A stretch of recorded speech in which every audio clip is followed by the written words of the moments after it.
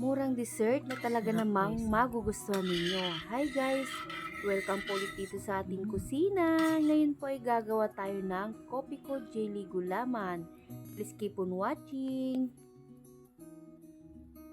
Paggawa ng Kopiko Jelly, narito po yung mga sangkap natin. Dalawang black gulaman. Ayan, dalawang pack. Isang twin pack na Kopiko. Kailangan natin ng 3/4 cup na sugar.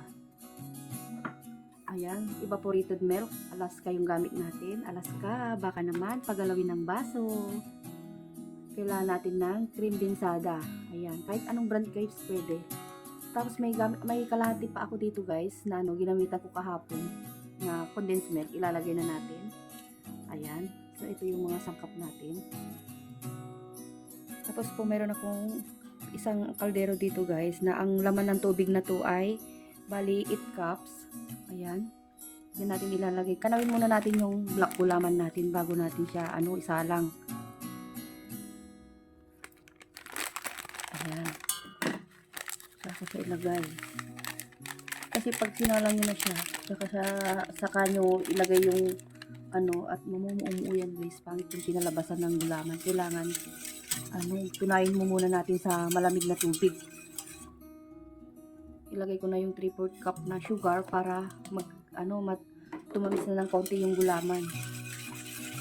Haluin lang natin hanggang sa ma-dissolve lahat yung nilagay natin. Ayan, okay na yan guys. Pwede natin siyang pakuluan. Ayan, habang pinapakuluan natin, kailangan natin siyang haluin lagi para hindi siya mamuo sa ilalim. Haluin lang natin. Ayan guys, kumukulo na yung ating mixture. I-off na natin yung kalan. Ngayon ay yung ating gamit sa Graham bar na moldihan. Yan ang gagamitin natin. Ilagay dito yung mixture natin. Ayan, ibubuhos na natin.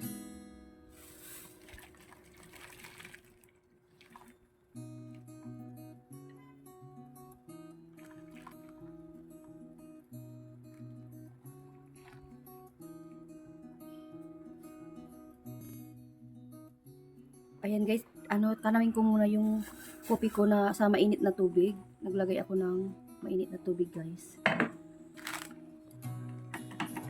Tapos ito na, ilagay na natin yung dalawang pack. Kamayin muna natin sa mainit para hindi siya buo-buo.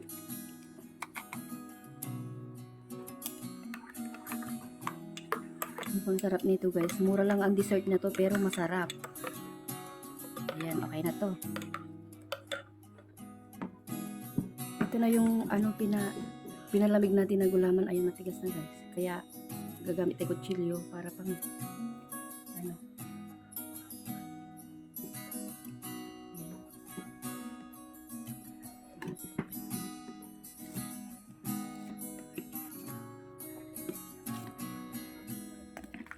Ayan, okay na to guys.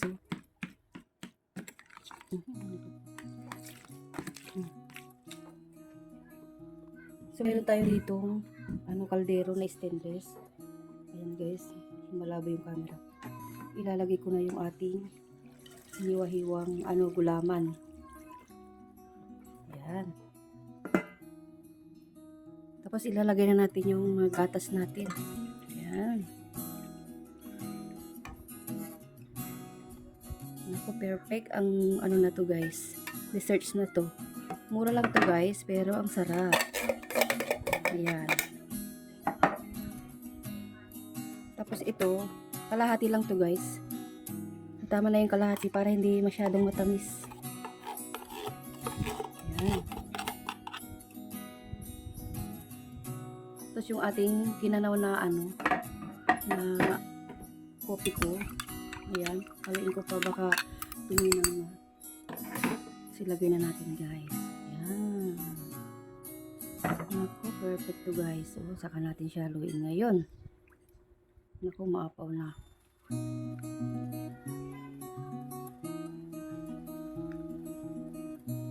Ang sarap. May masarap na tayong dessert. Naubo yung anak ko guys. Request kasi ito ng panganay ko. birthday niya kasi, kaya yan, ginawa natin siya ng dessert. Yan, okay na, palamigin lang natin. Huwag nyo ilalagay po sa ano sa freezer, sa chiller lang nyo ilagay. Sarap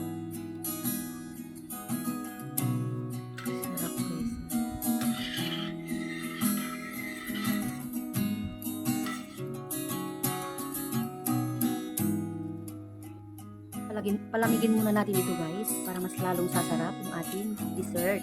Ayan, kung hindi nyo pa nagagawa ito guys, try nyo na rin. Perfect to guys, mura lang at masarap na lang dessert.